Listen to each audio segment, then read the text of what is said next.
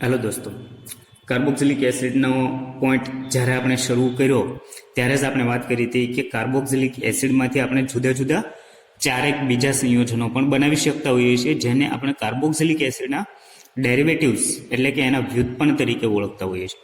અચ્છા, કયા કયા ડેરિવેટિવ મેળવી શકાય? તો ત્યાં આપણે વાત કરી હતી એનહાઇડ્રેટ બનાવી શકો છો, આ ઉપરાંત એસ્ટર બનાવી શકાય, એસિડ હેલાઇડ બનાવી શકાય અને એમાઇડ સંયોજન તમે કાર્બોક્સિલિક એસિડમાંથી બનાવી શકો. તો એ બધા જ કાર્બોક્સિલિક એસિડમાંથી બનતા હોવાથી અને એના વ્યુત્પન્નો તરીકે ઓળખવામાં આવતા હોય. ચલો હવે જોઈએ કે કેવી રીતના આ બધા સંયોજનો કાર્બોક્સિલિક એસિડમાંથી બનાવી શકાય. તો ચલો શરૂઆત કરીએ છીએ એનહાઇડ્રેટની બનાવટ. તો જો એનહાઇડ્રેટનું આપણી પાસે બંધારણ શું છે? તો કે R C double bond O O C double bond O R. અચ્છા, એનું બંધારણ તમે જો ધ્યાનથી જોશો તો આના ઉપરથી જ તમને એની બનાવટનો ખ્યાલ આવશે કે જો મારી પાસે બે એસિડ હોય તો જો અહીંયાથી આ વચ્ચેનો બંધ તોડું તો શું તમને જોવા મળે? તો એવું જોવા મળશે કે અહીંયા R C double bond O, અહીંયા OH હોય તો એક એસિડ થશે, અહીંયા R C double bond O O અને જો અહીંયા H હોય તો બીજો એસિડ થશે. તો ઓટોમેટિક તમે ડિસાઇડ કરી શકો કે જો તમારે એનહાઇડ્રેટ બનાવવો છે તો જો કાર્બોક્સિલિક એસિડના બે અણુ વચ્ચે પ્રક્રિયા કરવામાં આવે, અહીંયા આપણે શું લઈએ છીએ બંને? તો કે કાર્બોક્સિલિક એસિડના બે અણુઓ, એ પછી સમાન પણ હોઈ શકે, અસમાન પણ હોઈ શકે, એટલે કે જુદા જુદા પણ હોઈ શકે. તમારે કયો એનહાઇડ્રેટ મેળવવો છે એના આધારે અહીંયા કાર્બોક્સિલિક એસિડ સિલેક્ટ કરવામાં આવતો હોય. અચ્છા, તો જ્યારે કાર્બોક્સિલિક એસિડના બે સમાન અથવા તો બે જુદા જુદા અણુઓની પ્રક્રિયા એસિડની હાજરીમાં અથવા તો ફોસ્ફરસ પેન્ટોક્સાઇડની હાજરીમાં P2O5 ની હાજરીમાં કરવામાં આવે ને પછી જો એને ગરમ કરવામાં આવે તો એ ફાઇનલી આપણને પાણી દૂર કરી, જુઓ કેવી રીતના પ્રક્રિયા આપે. તો અહીંયાથી H અને અહીંયાથી OH દૂર થઈ. શું દૂર થઈ છે? તો કે H2O દૂર થઈ અને ફાઇનલી આપણે જો કાર્બન સાથે કોણ જોડાઈ જશે? ઓક્સિજન. તો કે R C double bond O, carbon સાથે જોડાનો O C double bond O R. તો આને આપણે કહીએ છીએ એનહાઇડ્રેટ મળશે. તો ફરી વખત અહીંયા તમે જુઓ કે જ્યારે એસિડના સમાન અથવા તો જુદા જુદા બે અણુઓ વચ્ચે એસિડ અથવા તો P2O5 વચ્ચે પ્રક્રિયા કરવામાં આવે ને એ પ્રક્રિયા મિશ્રણને જો ગરમ કરવામાં આવે તો એ બંને એસિડમાંથી પાણીનો અણુ દૂર થઈ શું મળે છે? એનહાઇડ્રેટ મળતો જોવા મળે છે. અચ્છા, તો આ થશે આપણી પહેલી બનાવટ કે એનહાઇડ્રેટ કેવી રીતના બનાવે છે. અગેન તમારે અહીંયા કયો એનહાઇડ્રેટ મેળવવો છે એના ઉપરથી તમારે અહીંયા કાર્બોક્સિલિક એસિડ નક્કી કરવાનો હોય છે. માનો કે તમારે અહીંયા આવો કોઈ એનહાઇડ્રેટ સિલેક્ટ અથવા તો મેળવવો છે. જો CH3 CH2 COO COCH3 આવો તમારે એનહાઇડ્રેટ મેળવવો છે. તો અહીંયા તમે એસિડ કયા નક્કી કરશો? તો અહીંયા તમારે જે એસિડ લેવો પડે એ પ્રોપેનોઇક એસિડ લેવો પડે. જુઓ CH3 CH2 COOH અને બીજો એસિડ તમારે લેવો પડશે એસિટિક એસિડ. જુઓ CH3 COOH. એની પ્રક્રિયા જ્યારે એસિડ અથવા તો P2O5 ની હાજરીમાં જ્યારે એને ગરમ કરવામાં આવે છે તો અહીંયાથી H અને પહેલા કાર્બોક્સિલિક એસિડમાંથી OH દૂર થાય એટલે કે H2O દૂર થઈ અને શું મળે છે? CH3 CH2CO CH3 CH2CO અહીંયાથી OOC CH3 OOC CH3. તો તમારે કયો એનહાઇડ્રેટ મેળવવો છે એના આધારે તમારે અહીંયા કાર્બોક્સિલિક એસિડ નક્કી કરવાના થતા હોય છે. તો હવે તમને ખ્યાલ આવ્યો કે કેવી રીતના એનહાઇડ્રેટ બનાવી શકાય. અચ્છા, ચલો તો આખી જ પ્રક્રિયામાં તમે જોયું હોય ને તો ખ્યાલ એવો હશે કે જ્યારે એનહાઇડ્રેટ બને છે તો એક કાર્બોક્સિલિક એસિડનો COH બંધ તૂટે છે. જો COH બંધ તૂટે છે, જ્યારે બીજા કાર્બોક્સિલિક એસિડનો OH બંધ તૂટે છે. તો અહીંયા તમે અવલોકન કરશો તો જેટલા એનહાઇડ્રેટ સિવાયના જેટલા ડેરિવેટિવ્સ બનાવવા છે, જેટલા વ્યુત્પન્નો બનાવવા છે એ બધા જ વ્યુત્પન્નોમાં હંમેશા કાર્બોક્સિલિક એસિડ હશે તો કાર્બોક્સિલિક એસિડમાંનો COH બંધ તૂટતો જોવા મળશે. અહીંયા આપણે નેક્સ્ટ એક્ઝામ્પલ લઈએ અથવા તો બીજા વ્યુત્પન્નની બનાવટ જોઈએ એટલે તમને ખ્યાલ આવશે. જુઓ કે ચલો હવે આપણે બનાવવું છે એસ્ટર. તો એસ્ટર કેવી રીતના બનાવી શકાય? તો એસ્ટરનું પહેલા સામાન્ય સૂત્ર લખીએ. શું બને? R C double bond O O R. જુઓ આ એનું સામાન્ય સૂત્ર બનશે. અચ્છા, હવે અહીંયા તમે જોશો તો આપણે શરૂઆતમાં વાત કરી કે જો તમારે એનહાઇડ્રેટ બનાવવો, એસ્ટર બનાવવો છે, એમાઇડ બનાવવો છે, એસિડ હેલાઇડ બનાવવો છે, તો એ શેમાંથી બને છે? કાર્બોક્સિલિક એસિડમાંથી. પણ કાર્બોક્સિલિક એસિડમાંથી જ્યારે એનું વ્યુત્પન્ન બને તો આપણે પહેલી પ્રક્રિયામાં વાત કરી કે એમાં શું થાય છે તો કે હંમેશા COH બંધ તૂટે. તો જો આ આપણો પહેલો કાર્બોક્સિલિક એસિડ બન્યો કે જેમાંનો અહીંયા OH હશે ને તો એ દૂર થયો. તો જો RC ડબલ બોન્ડ O વધ્યું. અચ્છા, હવે એની સાથે હું બીજું શું જોડું તો એસ્ટર બની જાય. તો જો આપણે વાત કરીએ એ પ્રમાણે દરેક વખતે અહીંયા પાણીનો અણુ તો દૂર થશે ને થશે જ. તો જો અહીંયા પણ શું થશે તો કે અહીંયા જો આની બાજુમાં H હોય ને, જો કાર્બોક્સિલિક એસિડ હતો તો એનો OH અને આ જે ROH, તો આ જે RO છે એની પાસે જો H હોય ને તો એ OH અને H દૂર થઈ, પાણી દૂર થઈ અને એસ્ટર બનાવશે. તો આનો મતલબ એવો થયો કે એક એસિડ અને બીજો આલ્કોહોલ જો લેવામાં આવે, જુઓ કે જો એક કાર્બોક્સિલિક એસિડ સાથે જો આલ્કોહોલની પ્રક્રિયા કરાવવામાં આવે અને પ્રક્રિયા મિશ્રણને જો એસિડિક બનાવવામાં આવે તો શું થાય તો કે એમાંથી પાણીનો અણુ દૂર થાય. જો HOH તો કે H2O દૂર થશે અને ફાઇનલી શું મળે? RC ડબલ બોન્ડ O, અહીંયા RO. તો ફાઇનલી આપણને એસ્ટર મળતો હોય છે. તો ખ્યાલ એવું, જ્યારે તમારે કોઈ પણ વ્યુત્પન્ન બનાવવું છે કાર્બોક્સિલિક એસિડનું વ્યુત્પન્ન, તો એમાં હંમેશા અહીંયા તમે હવે અવલોકન કર્યું હશે કે કાર્બોક્સિલિક એસિડનો હંમેશા C ડબલ બોન્ડ O બંધ તૂટે છે અને બીજો કોઈ અણુ ત્યાં આગળ બીજા કોઈ અણુમાં રહેલો સમૂહ એ ત્યાં આગળ દાખલ થઈ અને એને અનુરૂપ આપણને એનહાઇડ્રેટ અથવા તો એમાઇડ અથવા તો એસ્ટર કે એસિડ હેલાઇડ મળતો હોય છે. અચ્છા, ચલો હવે જોઈએ ત્રીજા વ્યુત્પન્નની બનાવટ. તો ત્રીજું વ્યુત્પન્ન આપણા માટે છે એસિડ હેલાઇડ અથવા તો એસિડ ક્લોરાઇડ. તો ચલો કાર્બોક્સિલિક એસિડમાંથી કેવી રીતના એસિડ ક્લોરાઇડ બનાવી શકાય. તો એસિડ ક્લોરાઇડનું સામાન્ય સૂત્ર શું છે? RC double bond O Cl. અહીંયા X પણ હોઈ શકે, X લેશો તો એસિડ હેલાઇડ કહેવાશે, અહીંયા કહેવાશે એસિડ ક્લોરાઇડ. અચ્છા, તો આપણે વાત કરીએ પ્રમાણે આટલો તો આપણો કાર્બોક્સિલિક એસિડ બનવાનો છે. તો જો આટલો આપણો બનશે એક અણુ તો આપણે હંમેશા કાર્બોક્સિલિક એસિડ જ નક્કી કરીએ છીએ. તો અહીંયા આપણો બનશે કાર્બોક્સિલિક એસિડ. અચ્છા, હવે કાર્બોક્સિલિક એસિડમાંનો OH બંધ તૂટે, જો એટલે કે COH બંધ તૂટે અને જો OH ની જગ્યાએ બીજો કોઈ હેલોજન દાખલ કરવામાં આવે તો ઇઝીલી આપણને એસિડ હેલાઇડ મળી જાય. પણ સવાલ એ થશે કે હેલોજન દાખલ કેવી રીતના કરવો? તો 3 પદાર્થો એવા છે જે ઇઝીલી એસિડને હેલોજન આપે. PCl3. જો અહીંયાનું કાર્બોક્સિલિક એસિડ છે એ જ્યારે PCl3, PCl5, SOCl2 સાથે જ્યારે પ્રક્રિયા કરે ત્યારે એની વર્તણૂક હંમેશા આલ્કોહોલ જેવી હોય છે. આલ્કોહોલની આપણે આ ચેપ્ટરની શરૂઆતમાં હેલો આલ્કેન અને હેલો એરિનની શરૂઆતમાં આપણે આલ્કોહોલ સાથે PCl3, PCl5 અને SOCl2 ની પ્રક્રિયા શીખી ગયા. તો ત્યાં તમે જોતા હતા કે જો આલ્કોહોલ સાથે PCl3 ની પ્રક્રિયા કરાવવામાં આવે તો એક જ PCl3 એ 3 આલ્કોહોલનું 3 આલ્કાઇલ હેલાઇડમાં રૂપાંતર કરતા હતા. તો જો અહીંયા 3 કાર્બોક્સિલિક એસિડ લઈએ તો આની પાસેના ત્રણેય હેલોજન એ 3 કાર્બોક્સિલિક એસિડને આપી 3 એસિડ હેલાઇડ બનાવે. અહીંયાથી દૂર શું થયું તો કે 3 OH દૂર થયા, એટલે કે 3 હાઇડ્રોજન ને 3 ઓક્સિજન. તો એ અહીંયાના ફોસ્ફરસ સાથે પ્રક્રિયા કરી શું બનાવશે? H3PO3, એટલે કે ફોસ્ફરસ એસિડ બનાવશે. તો અહીંયા આપણને મળે છે શરૂઆતમાં શું લઈએ છીએ? ફોસ્ફરસ ટ્રાઇક્લોરાઇડ. એનાથી આપણને મળે છે acid chloride.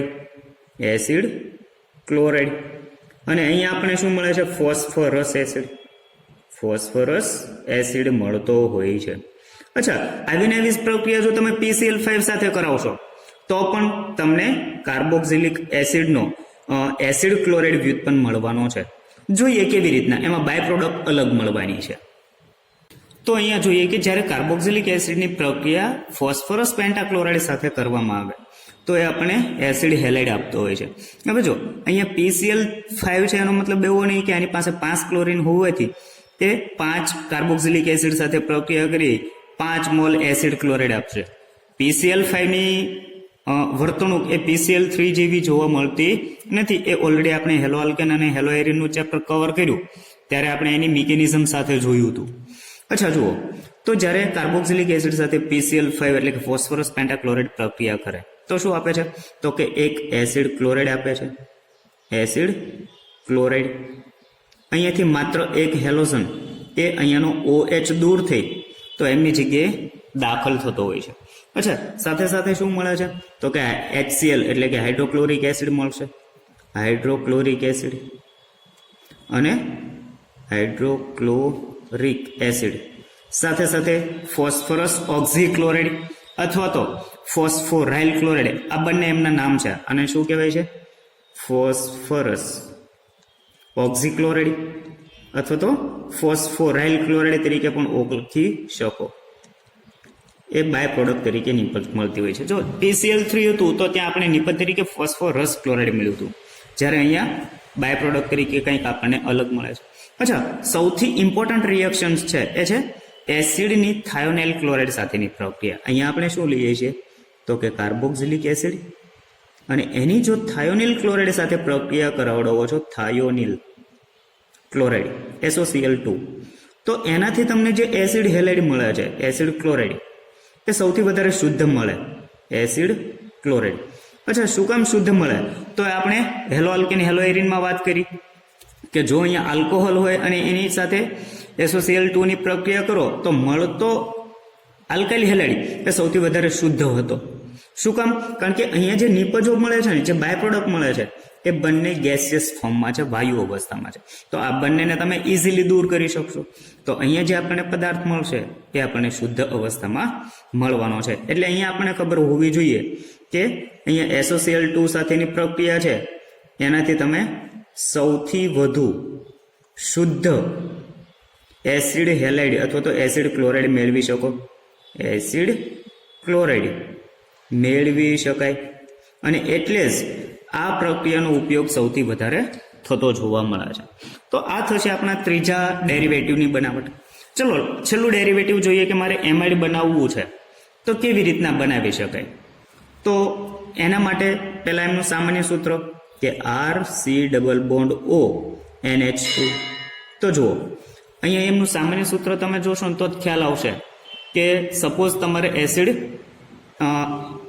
Carboxylic એસિડમાંથી એસિડનો amide derivatives મેળવવો છે. તો જુઓ અહીંયા શું થઈશ તો કે OH બંધ તૂટે, કાર્બોક્સિલિક એસિડમાંનો OH બંધ તૂટે અને એની જગ્યાએ શું દાખલ થાય છે? NH2. અચ્છા, જો હું અહીંયા NH3 લઈ લઉં તો કાર્બોક્સિલિક એસિડમાંનો OH અને NH3 માંથી એક H જો પાણી દૂર થઈ અને એમાઇડ મળી જશે. તો જુઓ કે જો તમારે એમાઇડ મેળવવું છે તો કાર્બોક્સિલિક એસિડને સાથે કોની પ્રક્રિયા કરાવવી પડશે? તો કે એમોનિયાની પ્રક્રિયા કરાવવી પડશે. અચ્છા, પણ અહીંયા તમે જોશો તો અહીંયા કાર્બોક્સિલિક એસિડ છે, એ એસિડ છે, એમોનિયા બેઝિક છે, તો આપણને ખબર છે કે એસિડ પ્લસ બેઝ તો એ તો સોલ્ટ આપો. તો ઓબ્વિયસલી શરૂઆતમાં એ શું આપે છે? તો કે એમોનિયમ એસિટેટ અથવા તો એસિડનો એમોનિયમ ક્ષાર આપે છે. અહીંયા શું મળે છે? એસિડનો એમોનિયમ ક્ષાર મળે છે. અને જો એ એમોનિયમ ક્ષારનું તમે વધારે ગરમ કરો તો અહીંયાથી 2 હાઇડ્રોજન અને અહીંયાનો એક ઓક્સિજન દૂર થઈ એટલે કે H2O દૂર થઈ એ આપણને નિપજ તરીકે એમાઇડ આપતું હોય છે. અહીંયા તમે માત્ર એલિફેટિક એમાઇડ જ બનાવી શકો એવું જરૂરી નથી. આ પ્રોસેસથી તમે એરોમેટિક એમાઇડ પણ બનાવી શકો. જુઓ કે જો બેન્ઝોઇક એસિડ લેવામાં આવે, અહીંયા આપણે શું લઈએ છીએ? બેન્ઝોઇક એસિડ, અને એમની પ્રક્રિયા જો એમોનિયા સાથે કરાવવામાં આવે તો પહેલા શું મળશે? તો કે એમોનિયમ બેન્ઝોએટ મળે છે. અહીંયા શું મળે છે? Ammonium benzoate. જેમને ગરમ કરવામાં આવે તો શું મળશે? બેન્ઝેમાઇડ મળશે. અને એમાંથી પાણીનો અણુ દૂર થઈ આપણને ફાઇનલી બેન્ઝેમાઇડ મળતો હોય છે. અચ્છા, આ પ્રક્રિયાનો સૌથી વધારે ઉપયોગ થતો હોય ને તો એ છે થેલિક એસિડ, એમાંથી થેલેમાઇડ મેળવવા માટે અથવા તો થેલિમાઇડ મેળવવા માટે આ પ્રક્રિયાનો સૌથી વધારે ઉપયોગ થાય. અચ્છા, તો અહીંયા હવે આપણે જોઈએ થેલીમાઇડની બનાવટ. હવે જો અહીંયા તમે જોશો તો પ્રક્રિયા તો સેમ છે, કોમન છે. હવે જો તમારે નિપજ અલગ મેળવવી છે તો ઓબ્વિયસલી અહીંયા પ્રક્રિયક પણ તમારે અલગ જ લેવું પડશે. તો નિપજ મેળવવી છે તમારે થેલીમાઇડ. જો થેલીમાઇડની બનાવટ, તો અહીંયા નિપજ શું છે આપણી? થેલીમાઇડ. અચ્છા, તો પ્રક્રિયક તરીકે લેવો પડશે તમારે થેલિક એસિડ. થેલિક એસિડ. અચ્છા, થેલિક એસિડની જ્યારે એમોનિયા સાથે પ્રક્રિયા કરાવવામાં આવે તો એ શું આપે છે? થેલિક એસિડનો એમોનિયમ ક્ષાર આપશે. જેની વધારે ગરમ કરવામાં આવે તો એ પહેલા આપણને આપે છે થેલેમાઇડ. પહેલા શું આપે છે? થેલેમાઇડ. જો બંનેમાં વચ્ચે ખાસ ડિફરન્સ છે. થેલેમાઇડ હોય તો એમાં બંને CONH2 ગ્રુપ છે એ સ્વતંત્ર છે, છૂટા છે. પણ જો એને વધુ ગરમ કરવામાં આવે તો આ બંનેમાંથી શું થાય? તો કે અહીંયાથી એક હાઇડ્રોજન એ આ નાઇટ્રોજન પર રહેલા ઇલેક્ટ્રોન યુગ્મ લઈ અને એ NH3 તરીકે દૂર થશે. તો જો એક વેલેન્સી નાઇટ્રોજનની ખાલી પડશે ને એક વેલેન્સી અહીંયા કાર્બનની ખાલી પડશે, તો બંને એકબીજા સાથે જોડાઈ અને થેલીમાઇડ બનાવતા હોય છે. એ સમયે શું દૂર થાય છે? તો કે એમોનિયા દૂર થતો જોવા મળશે. તો આટલા જુદા જુદા 4 ડેરિવેટિવ આપણે કાર્બોક્સિલિક એસિડમાંથી ઇઝીલી મેળવી શકતા હોઈએ છીએ. અચ્છા, હવે બીજી કેટલીક પ્રક્રિયાઓ છે કે અહીંયા આપણે ઓબ્ઝર્વ કરીએ કે અહીંયા જેટલી પ્રક્રિયાઓ થઈને જેટલા વ્યુત્પન્નો મળ્યા ને એ બધા જ વ્યુત્પન્નો કેવી રીતના મળે છે? તો કે બધા જ વ્યુત્પન્નો મેળવીએ છીએ ત્યારે કાર્બોક્સિલિક એસિડ એમાંનો હંમેશા COH બંધ તૂટે છે. જુઓ, સાથે સાથે શું દૂર થાય છે? તો કે કંઈકનું કંઈક પાણી દૂર થતું જોવા મળે છે, અથવા તો બીજા કોઈ અણુઓ દૂર થઈ અને આપણને આપણો જે તે વ્યુત્પન્ન મળતો હોય છે. તો અત્યાર સુધીની જેટલી આપણે 4 વ્યુત્પન્નો મેળવવાની પ્રક્રિયા હતી તો એમાં તો કાર્બન અને OH વચ્ચેનો બંધ તૂટતો હતો. પણ હવે 2 પ્રક્રિયાઓ આપણે એવી જોવાની છે કે જેમાં કાર્બોક્સિલિક એસિડ પોતે જ આખી પ્રક્રિયામાં ભાગ ભજવે છે અને પોતાનું જ રૂપાંતર, કાર્બોક્સિલિક એસિડનું જ રૂપાંતર એ બીજા કોઈક સમૂહમાં જ થઈ જશે. ચલો જોઈએ તો કાર્બોક્સિલિક એસિડનું પહેલી પ્રક્રિયા એ છે એમનું રિડક્શન. કે જો કાર્બોક્સિલિક એસિડનું રિડક્શન કરવામાં આવે તો નિપજ શું મળે? તો જ્યારે આપણી પાસે કોઈ કાર્બોક્સિલિક એસિડ હોય અને એનું રિડક્શન જો લિથિયમ એલ્યુમિનિયમ હાઇડ્રેટ અથવા તો ડાયબોરેનની હાજરીમાં કરવામાં આવે, B2H6ની હાજરીમાં, તો એ નિપજ તરીકે આપણને રિડક્શન અનુભવી પ્રાથમિક આલ્કોહોલ આપતો હોય છે. અચ્છા, અહીંયા કદાચ તમને વિચાર આવતો હશે કે ચલો આ કાર્બોક્સિલિક એસિડનું રિડક્શન હું પેલેડિયમ, પ્લેટિનમ, નિકલ ઉદ્દીપક વડે ન કરી શકું, અથવા તો એનું રિડક્શન હું સોડિયમ બોરોહાઇડ્રેટ NaBH4 વડે ન કરી શકું? તો કે ના. શું કામ નહીં? તો અગાઉના લેક્ચરમાં આપણે વાત કરી છે કે નિકલ, પેલેડિયમ, પ્લેટિનમ એ માત્ર કોનું રિડક્શન નથી કરી શકતા? તો કે કાર્બોક્સિલિક એસિડ અને એના વ્યુત્પન્નોનું રિડક્શન કરી શકતા હોતા નથી. એવી જ રીતના સોડિયમ બોરોહાઇડ્રેટ હોય NaBH4, તો એ આપણે વાત કરી એ માત્ર આલ્ડીહાઇડ અને કીટોનનું જ રિડક્શન કરી શકે છે. જો અહીંયા તમે સોડિયમ બોરોહાઇડ્રેટ કે નિકલ PT વાપરશો તો એ કાર્બોક્સિલિક એસિડનું રિડક્શન કરી શકવા કેપેબલ છે નહીં. તો માટે અહીંયા લિથિયમ એલ્યુમિનિયમ હાઇડ્રેટ અથવા તો ડાયબોરેનનો ઉપયોગ કરવો પડતો હોય છે. અચ્છા, અહીંયા ડાયબોરેનની પણ એક લિમિટેશન છે કે જો તમે B2H6 લેશો તો એ પણ કાર્બોક્સિલિક એસિડનું તો રિડક્શન કરી શકે છે, પણ એ એસ્ટર અથવા તો નાઇટ્રો સંયોજનો ધરાવતા સમૂહોનું અથવા તો હેલોજન સમૂહ ધરાવતા સંયોજનોનું રિડક્શન કરી શકતા નથી. આનું એ રિડક્શન કરતા હોતા નથી. જ્યારે લિથિયમ એલ્યુમિનિયમ હાઇડ્રેટ એ આ બધાનું રિડક્શન કરવા કેપેબલ હોય છે. તો આ થઈ પહેલી પ્રોસેસ કે જો તમે કાર્બોક્સિલિક એસિડનું રિડક્શન કરો છો આ 2 ઉદ્દીપકો વડે, તો એ શેમાં રૂપાંતરિત થાય છે? તો કે એ પ્રાથમિક આલ્કોહોલમાં રૂપાંતરિત થાય છે. પ્રાથમિક આલ્કોહોલમાં. અચ્છા, આના જેટલી બીજી એક ઇમ્પોર્ટન્ટ રિએક્શન્સ છે કે જેમાં કાર્બોક્સિલિક એસિડ પોતે આખો એ પ્રક્રિયા દરમિયાન પાર્ટિસિપેટ થાય છે અને એ છે કાર્બોક્સિલિક એસિડનું ડીકાર્બોક્સિલેશન. તો જુઓ, જ્યારે તમારી પાસે કોઈ કાર્બોક્સિલિક એસિડ હોય અને એમની પ્રક્રિયા તમે જ્યારે NaOH અથવા તો બેઝ સાથે કરાવડાવો છો તો પહેલા એ શેમાં રૂપાંતરિત થશે?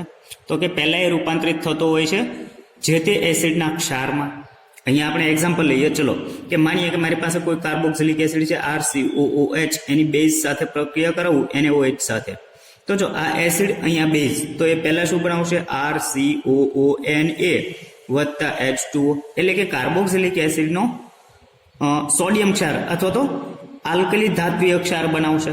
તો ચલો જ્યારે કાર્બોક્સિલિક એસિડના આલ્કલી ધાતુ ક્ષારની પ્રક્રિયા સોડા લાઇમ સાથે કરવામાં આવે, આ જે 3NaOH વત્તા CaO છે એને શું કહેવાય છે? સોડા લાઇમ તરીકે ઓળખવામાં આવે. સોડા લાઇમમાંનો કેલ્શિયમ ઓક્સાઇડ એ એઝ અ કેટલિસ્ટ તરીકે વર્તવાનો છે, જે પ્રક્રિયાનો વેગ વધારશે. અચ્છા, અહીંયા પ્રક્રિયા થાય તો કેવી રીતના થાય? તો કે જ્યારે કાર્બોક્સિલિક એસિડનું ડીકાર્બોક્સિલેશન થાય તો R અને COH વચ્ચેનો બંધ તૂટે. જો અહીંયાથી આ બંધ તૂટશે.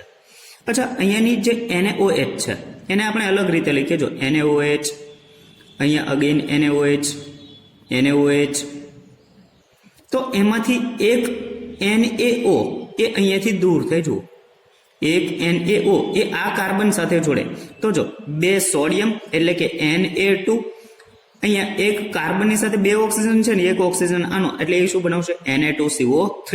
અચ્છા, અહીંયા જે હાઇડ્રોજન વધે છે એ કોની સાથે જોડાશે? R ગ્રુપ સાથે. જો RH, તો અહીંયા આપણને મળશે હાઇડ્રોકાર્બન મળતો હોય છે, અને અહીંયા સોડિયમ કાર્બોનેટ છૂટો પડે છે. સોડિયમ કાર્બોનેટ છૂટો પડશે. તો અહીંયા તમને ખ્યાલ હોવો જોઈએ કે જ્યારે કાર્બોક્સિલિક એસિડનું ડીકાર્બોક્સિલેશન કરવું હોય તો કોણ વપરાય છે? તો કે સોડા લાઇમ વપરાતો હોય છે, જે આપણને ફાઇનલી હાઇડ્રોકાર્બન આપતો હોય છે. હવે ડીકાર્બોક્સિલેશન કરવાની આ જ પદ્ધતિ છે એવું નહીં, આના કરતાં એક બેટર પદ્ધતિ છે, તે છે આનું વિદ્યુત વિભાજન કરીને. એટલે કે જો આલ્કલી ધાતુ ધરાવતા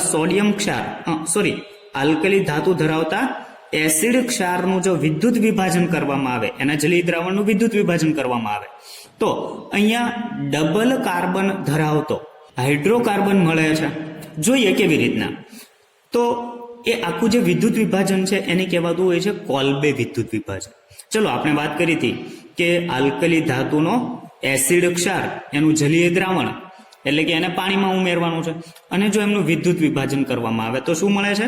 તો કે એસિડમાં રહેલા કાર્બન કરતા ડબલ કાર્બન ધરાવતો અહીંયા આપણને હાઇડ્રોકાર્બન મળે છે. જો એસિડમાં કાર્બન છે, નો ડાઉટ અહીંયા બે કાર્બન છે, પણ કયા કાર્બનની વાત છે? તો કે આલ્કાઇલ સમૂહના કાર્બન, અથવા તો તમે એવું પણ કહી શકો કે એસિડમાં રહેલા આલ્કાઇલ સમૂહ કરતા ડબલ આલ્કાઇલ સમૂહ ધરાવતો હાઇડ્રોકાર્બન મળે છે.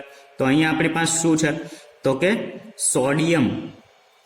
સોડિયમ એસિટેટ, એમનું વિદ્યુત વિભાજન કરાવીએ તો આપણને મળે છે ઇથેન. જો અહીંયા એસિડમાં એક જ મિથાઇલ સમૂહ છે, જ્યારે નિપજ બની વિદ્યુત વિભાજન કરી નિપજ બની તો એમાં બે મિથાઇલ સમૂહ એટલે કે ઇથેન મળ્યો.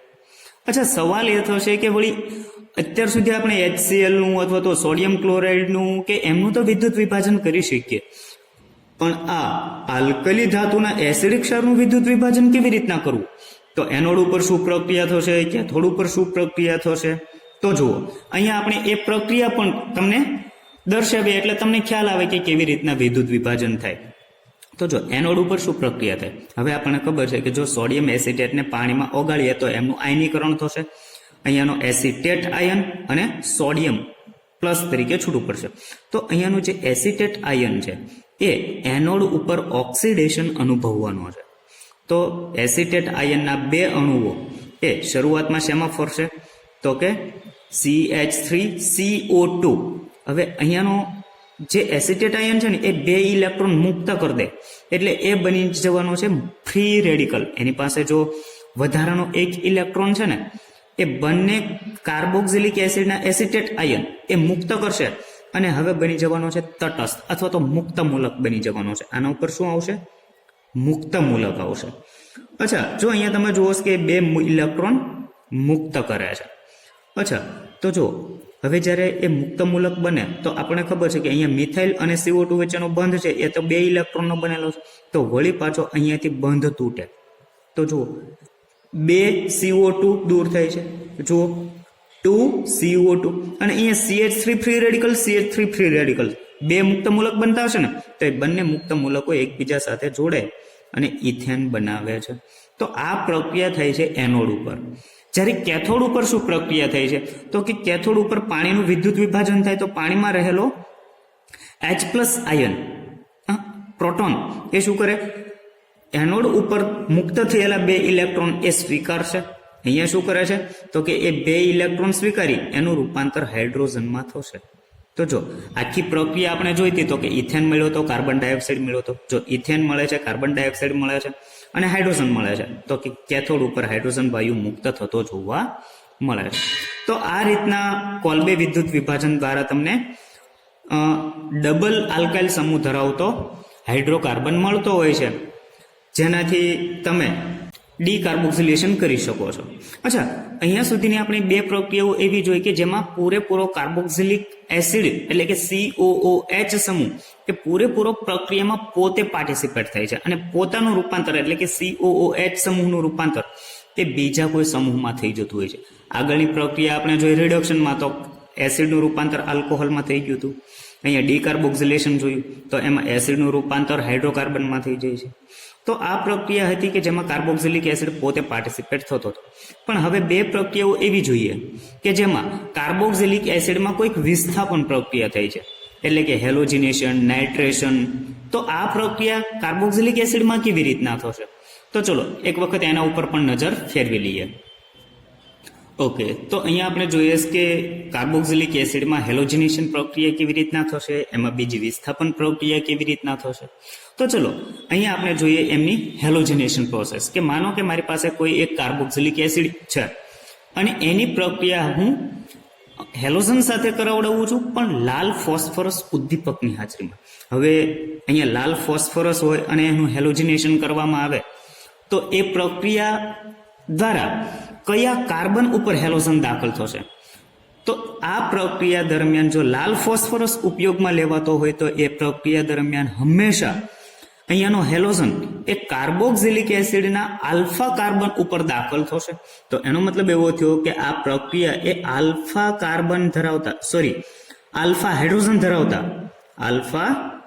હાઇડ્રોજન ધરાવતા એસિડ માટે લાગુ પાડી શકાય.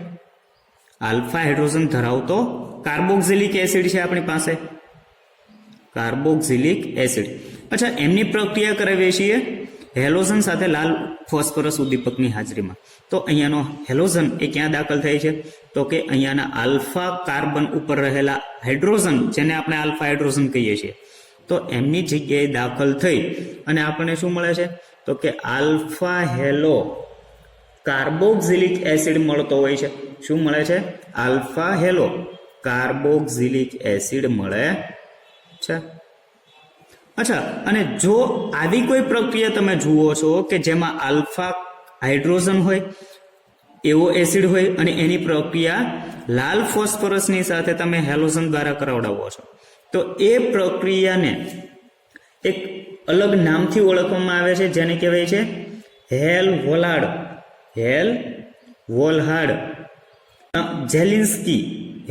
વોલાર્ડ જેલિન્સ્કી પ્રક્રિયા તરીકે ઓળખવામાં આવે છે. તો આ થશે પ્રક્રિયાનું નામ, પ્રક્રિયા તરીકે ઓળખવામાં આવે છે.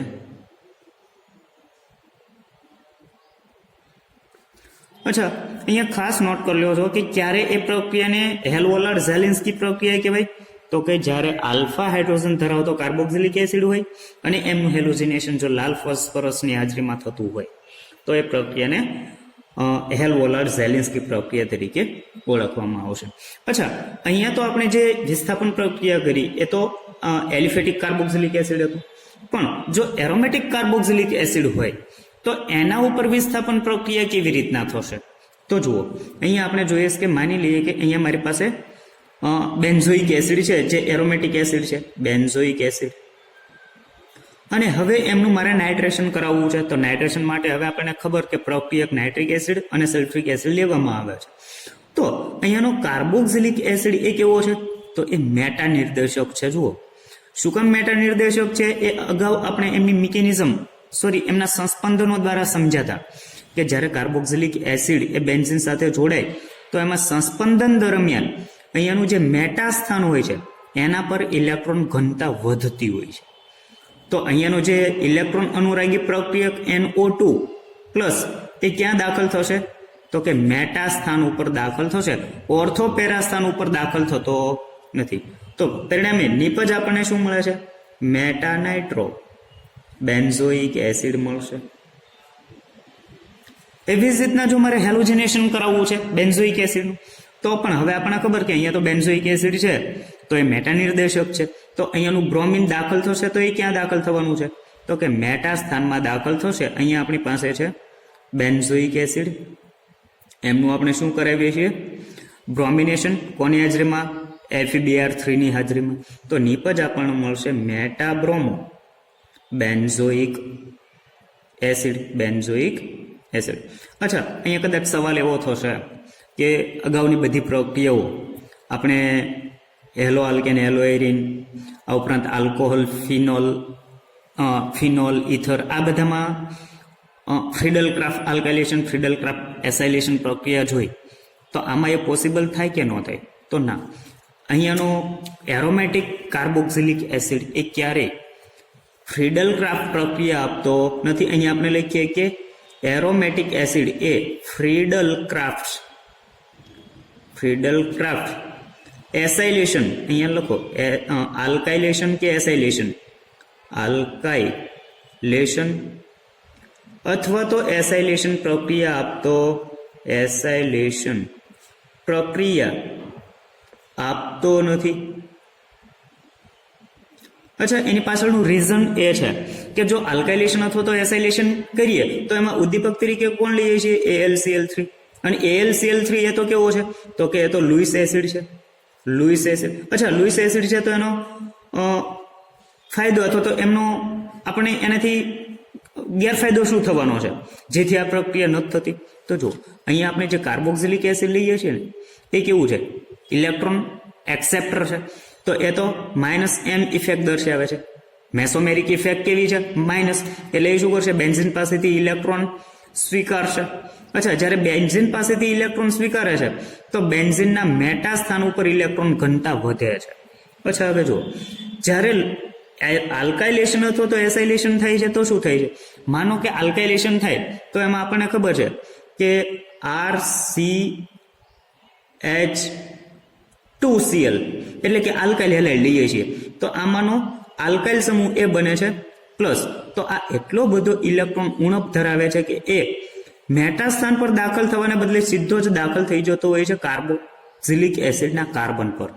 તો જો એ ક્યાં દાખલ થાય છે? તો કે અહીંયાનો CH2 એટલે કે RCH2 એ પછી ત્યાં ખાલી CH3 પણ હોઈ શકે. તો એ CH3 ગ્રુપ મેટા સ્થાનમાં દાખલ થવાને બદલે ક્યાં દાખલ થઈ જાય છે? તો કે કાર્બોક્સિલિક એસિડના કાર્બન સાથે દાખલ થાય છે. માટે એ ક્યારેય ફ્રીડલ ક્રાફ્ટ કે ફ્રીડલ ક્રાફ્ટ આલ્કાઇલેશન કે ફ્રીડલ ક્રાફ્ટ એસાઇલેશન પ્રક્રિયા આપતો હોતો નથી. તો આટલી રિએક્શન આપણે જોવાની હતી કાર્બોક્સિલિક એસિડ માટે. તો જ્યારે બી આવી કોઈ પ્રક્રિયાઓ હોય તો હવે તમને ખ્યાલ આવવો જોઈએ કે એને કેવી રીતના એક્સપ્લેન કરવી. જો એક્સપ્લેનેશન એનું વર્ણન છે એ પ્રક્રિયા ઉપરથી જ કરવાનું છે. કે અહીંયા શું કરીએ છીએ? તો કે બેન્ઝોઇક એસિડ, તો એમનું હેલોજેનેશન કરવું છે. બ્રોમિનેશન તો કોની હાજરીમાં થાય છે? તો કે FeBr3 ઉદ્દીપકની હાજરીમાં એનું બ્રોમિનેશન કરાવવામાં આવે તો મેટાબ્રોમો બેન્ઝોઇક એસિડ નિપજ મળતી હોય છે. બેન્ઝોઇક એસિડ માટે ફ્રીડલ ક્રાફ્ટ આલ્કાઇલેશન કે ફ્રીડલ ક્રાફ્ટ એસાઇલેશન પ્રક્રિયા થતી નથી. એની પાછળનું કારણ શું? તો કે એમાં ઉપયોગમાં લેવાતો AlCl3 એલ્યુમિનિયમ ક્લોરાઇડ એ લુઈસ એસિડ છે. હવે લુઈસ એસિડ છે તો એનાથી શું ફેર પડે છે? તો કે એ લુઈસ એસિડ હોવાથી અહીંયા જે આપણને CH3CH2 અથવા તો RCH2 પ્લસ એટલે કે ઇલેક્ટ્રોન અનુરાગી પ્રક્રિયક બનાવે છે એ વધારે કેવો બને છે? વધારે ઇલેક્ટ્રોન ઉણપવાળો બને છે. જેથી એ સમૂહ ક્યાં દાખલ થાય છે? સીધો જ કાર્બન પર દાખલ થતો હોવાથી આ પ્રક્રિયા શક્ય બનતી હોતી નથી. અચ્છા, તો આટલી ડિસ્કશન આપણે કાર્બોક્સિલિક એસિડના પોઈન્ટમાં કરવાની હતી અને આ સાથે જ અહીંયા આપણે આ ચેપ્ટર અથવા તો આ પોઈન્ટને પણ અહીંયા આપણે કમ્પ્લીટ કરીએ છીએ.